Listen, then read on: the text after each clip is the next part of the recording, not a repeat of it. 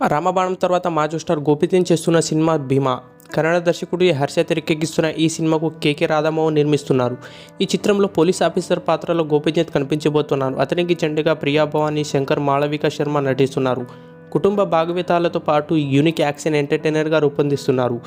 తాజాగా ఈ చిత్రానికి సంబంధించిన రిలీజ్ డేట్ వచ్చేసింది. మహాశివరాత్రి సందర్భంగా మార్చి 8న థియేటర్లో రిలీజ్ చేయనున్నట్లు గోపీచంద్ ట్వీట్ అయితే చేశారు. దీంతో గోపీచంద్ అభిమానులు ఫుల్ ఖుషి అవుతున్నారు. తమ అభిమాన హీరో సినిమా కోసం ఆసక్తికరంగా ఎదురుచూస్తున్నారు. కాగా గతేడాది నటించిన రామబాణ సినిమా అభిమానులకు పెద్దగా ఆకట్టుకోలేదు.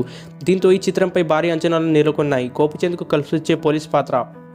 గోపీచంద్ 2010లో పూరి జగన్నాథ్ కాంబినేషన్లో వచ్చిన గోలీమార్ సినిమా ఆయన పోలీస్గా పంపించారు. అప్పుడు ఆ సినిమా సూపర్ హిట్గా అయితే కొట్టింది. అందులో గంగారాం రోల్తో మోపించాడు.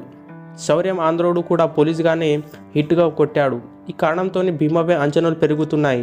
కేజీఎఫ్ సలార్ ఫ్రేమ్ రవి బస్రూర్ ఈ మూవీకి సంగీతం అందిస్తున్నారు. ఇలాంటి మూవీ లేటెస్ట్ అప్డేట్స్ కోసం మన ఛానల్ను సబ్స్క్రైబ్ చేసి పక్కనే ఉన్న బెల్ ఐకాన్ని ఆల్ అయితే పెట్టుకోండి. Thank you for watching.